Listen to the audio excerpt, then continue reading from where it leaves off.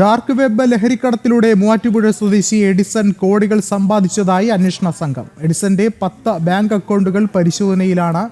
അറസ്റ്റിലായ 4 പ്രതികളെയും നാളെ കസ്റ്റഡിയിൽ ലഭിക്കുമെന്നുള്ള പ്രതീക്ഷയിലാണ് അന്വേഷണ സംഘം. ലഹരിയിടപാടിലൂടെ എഡിസൺ സമ്പാദിച്ചത് 10 കോടി രൂപയിലേറെയെന്നാണ് അന്വേഷണ സംഘം കണ്ടെത്തിയത്. എഡിസന്റെ 10 ബാങ്ക് അക്കൗണ്ടുകൾ പരിശോധനയിലാണ്. മൂവാറ്റുപുഴയിൽ നിർമ്മിക്കുന്ന ഷോപ്പിംഗ് കോംപ്ലക്സിൽ ലഹരിപ്പണം വിനിയോഗിച്ചിട്ടുണ്ടോ എന്നറിയാനും അന്വേഷണം ആരംഭിച്ചു.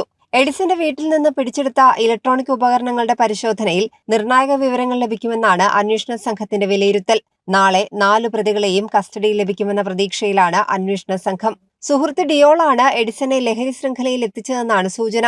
പാഞ്ചാലി വീട്ടിലുള്ള ഡിയോളിന്റെ റിസോർട്ടിൽ വെച്ചാണ് അറസ്റ്റിലായ 4 പ്രതികളും ചേർന്ന് ലഹരി വിൽപ്പന ആസൂത്രണം ചെയ്തിരുന്നതെന്നും അന്വേഷണ സംഘത്തിന് വ്യക്തമായി. മൂവാറ്റുപുഴയിലെ എഞ്ചിനീയറിംഗ് കോളേജിൽ പഠിക്കുന്ന കാലം മുതൽ 4 പ്രതികളും സുഹൃത്തുക്കളാണ്. അമേരിക്കയിൽ മെക്കാനിക്കൽ എഞ്ചിനീയറായി ജോലി ചെയ്യുന്ന സമയത്ത് എഡിസൺ ലഹരിയിടപാടുകാരുമായി പരിചയപ്പെട്ടതായും 2 വർഷത്തിനിടെ 6000 ലഹരിയിടപാടുകൾ നടത്തിയതായും അന്വേഷണത്തിൽ കണ്ടെത്തി. എഡിസന്റെ ലഹരിയിടപാടിൽ അരുൺ തോമസിന് നേരിട്ട് പങ്കുണ്ടെന്നും വിദേശത്തു നിന്നും പാഴ്സൽ വരുന്ന ലഹരി വസ്തുക്കൾ വാങ്ങി വിതരണം ചെയ്തിരുന്നത് അരുൺ തോമസ് ആണെന്നും അന്വേഷണത്തിൽ വ്യക്തമായിട്ടുണ്ട്. ജനം, കൊച്ചി.